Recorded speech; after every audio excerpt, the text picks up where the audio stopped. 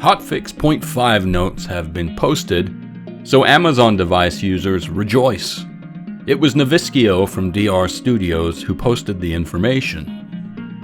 He wrote, "Hello everyone, we are approaching what we hope will be the end of our post-launch hotfix waves for the launch of Terraria Mobile 1.3.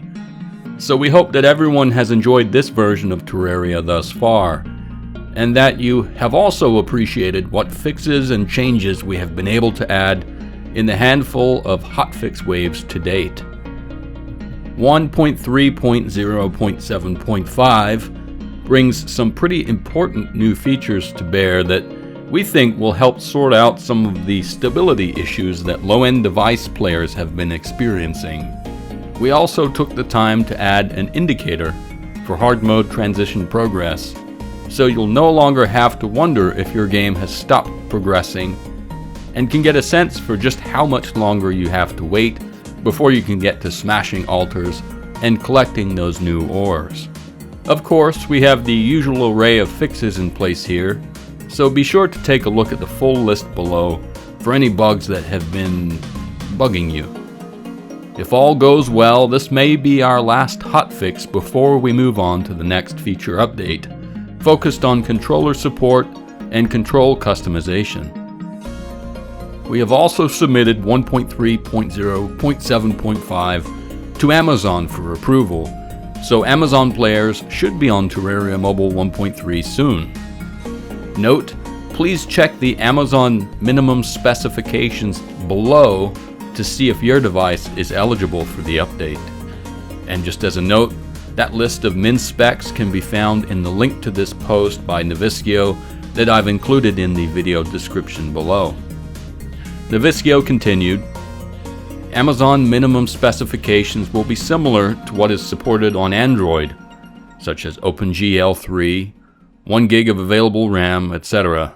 However, given the limited number of available Amazon devices, we were able to list out the entire set of supported Amazon devices in the spoiler below.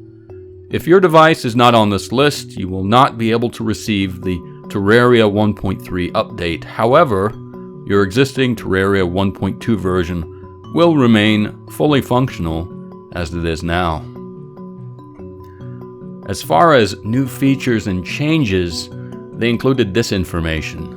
They've added a new section of graphical options to tweak the texture quality, and this allows you to set a number of texture to either low or high quality. Using low quality textures substantially lowers the amount of RAM needed by the game. This can have a significant impact on stability for lower end devices. The game will also try to best select the low or high res textures depending on available RAM once the game is started. If you're experiencing random crashes during gameplay, we suggest trying to set to low textures in settings. Note that high-low quality is not expected to have a meaningful impact on frames per second performance, only enhancing stability. Improved the overall stability of the game, so you should see fewer issues and crashes on devices with lower RAM. That said, there might still be cases that have not been resolved, so feel free to report them here. And again, that link will be in the official post linked to in the video description. They continued, note, this update raises the minimum iOS version to iOS 10, and any player who previously downloaded 1.3 but could not play, such as crashing issues, etc., due to being below min spec, can now quote-unquote go back to 1.2 by updating their game back down to the 1.2 version. This only applies to players in this situation.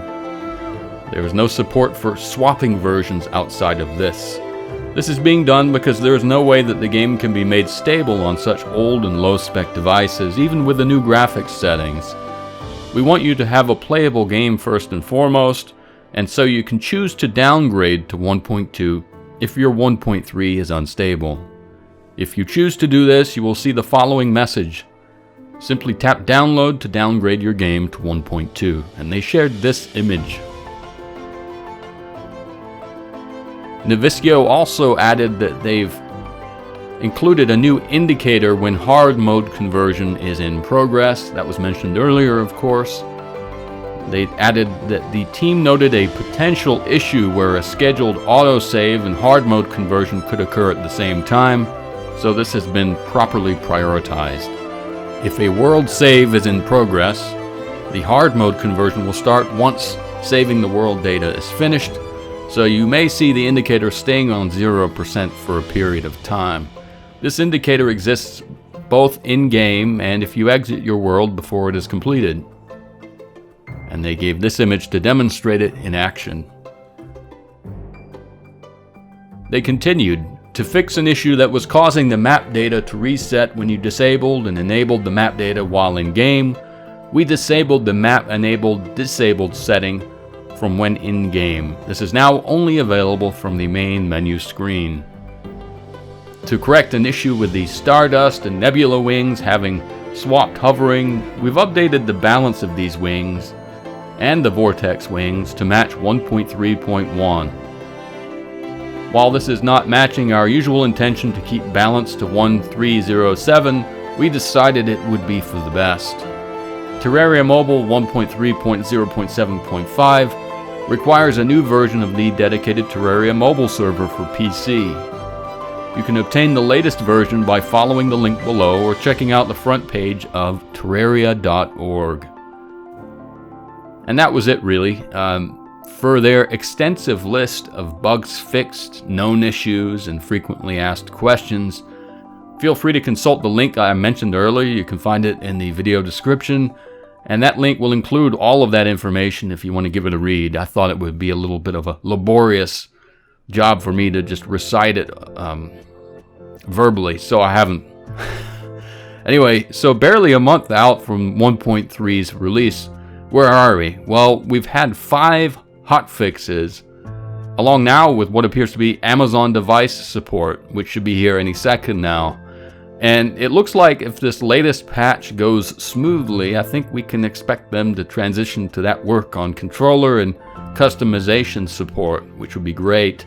And of course, as soon as that's done, it seems that they'll start looking at advancing the game's content closer to the latest PC version. Although I have to imagine that they're going to do that patch by patch, beginning with 1.3.1. So, you know, it won't get there immediately, but it'll be nice once they start on that journey, to Journey's End. How about that? Anyway, that's it. Thanks for watching, and I have to say welcome to any new Amazon device users.